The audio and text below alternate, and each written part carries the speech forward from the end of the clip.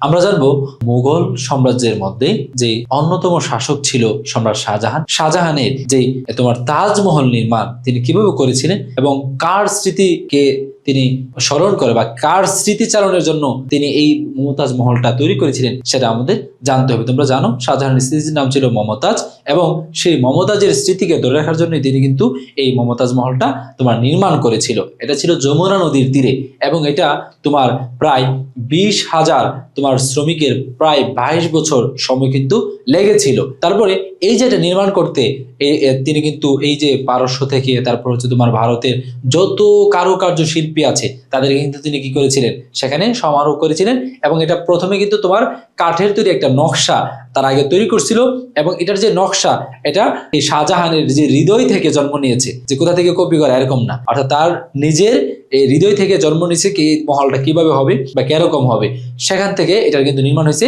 এবং এটার যে নির্মাতা তিনি হচ্ছেন প্রধান যে নির্মাতা তিনি হচ্ছেন ইসা, তার নাম হচ্ছে তোমার সম্রাট ইসা। আমরা এটা দেখি তার এই যে তোমার কি বলে তার নাম হচ্ছে উস্তাদ ইসা। চলো আমরা দেখি আমাদের এই যে এখানে কি আছে, আমরা বইয়ের পথা থেকে একটু পড়ি, আমাদের ভালো লাগবে। মমতাজের আকস্মিক মৃত্যুতে শাহজাহান একদম ভেঙে পড়েন, তাই তিনি তার প্রিয়তমা পত্নীর স্মৃতি মনে প্রাণে ধরে রাখার জন্য সকল ভালোবাসা দিয়ে যমুনা নদীর তীরে একটি স্মৃতিসৌধ নির্মাণ করেন। অর্থাৎ যমুনা নদীর তীরে তিনি একটা স্মৃতিসৌধ নির্মাণ করেন যেটা দেখলে তার স্ত্রীর স্মৃতিচারণ হবে। বিষয়টা হচ্ছে স্মৃতিসৌধ মানে কি, অর্থাৎ যেটা দেখলে স্মৃতি সমাধি, যেটা দেখলে স্মৃতি অর্থাৎ তার স্ত্রীর বিভিন্ন স্মৃতি তার মধ্যে ভেসে উঠবে। বা এটা মমতাজের সমাধির উপর নির্মিত, অর্থাৎ তাকে যেখানে দাফন করা হয়েছে সমাধিস্থ করা হয়েছে সেখানে কিন্তু তাজমহলটা নির্মিত। তার নাম অনুসারে নামকরণ করা হয় তাজমহল। যদি আমাদের প্রশ্ন আসে কার নাম অনুসারে এটা তাজমহল নামকরণ করা হয়েছে, তাহলে সম্রাট শাহজাহানের স্ত্রী এই যে তোমার মমতাজ মহলের নাম অনুসারে এটাকে তাজমহল নামকরণ করা হয়েছে। এই তাজমহলের রূপ শাহজাহানের হৃদয় থেকে জন্ম নিয়েছিল, অর্থাৎ তার হৃদয় থেকে এটার রূপটা এটা কিরকম হবে এটা কিন্তু জন্ম নিয়েছিল।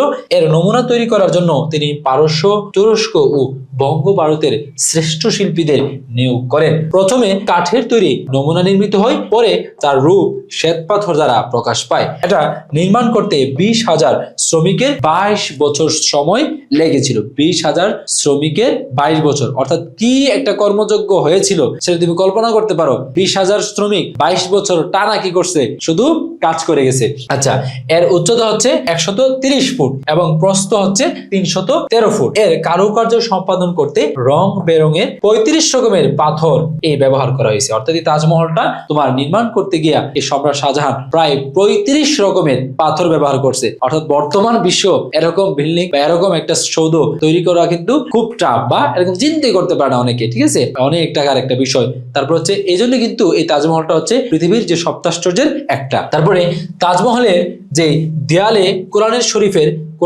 আয়াত উৎকীর্ণ আছে। অর্থাৎ এখানে এটা কিন্তু গুরুত্বপূর্ণ যে তাজমহলের দেয়ালের মধ্যে কি উৎকীর্ণ আছে, সেটা হচ্ছে কোরআন শরীফের আয়াত উৎকীর্ণ আছে। তারপরে তাজমহল যেই স্থপতির তত্ত্বাবধানে নির্মিত হয় তার নাম হচ্ছে উস্তাদ ইসা, অর্থাৎ যার তত্ত্বাবধানে এটা নির্মাণ কাজটা সম্পন্ন হয়েছিল তার নাম হচ্ছে উস্তাদ ইসা। অর্থাৎ এখান থেকে আমাদের অনেক প্রশ্ন কিন্তু আসতে পারে। তো তোমরা যারা ইতিহাসটাকে এভাবে ভেঙে বিশ্লেষণ করে এবং তোমার অনেক বেশি মজা করে তোমরা জানতে চাও বা পড়তে চাও, শিখতে চাও, শুনতে চাও, তোমরা কিন্তু আমাদের সাথে যুক্ত হতে পারো। ইনশাল্লাহ তোমাদের সাথে দেখা হবে ক্লাসে। আজকে এখানে বিদায় নিলাম। আসসালামু আলাইকুম।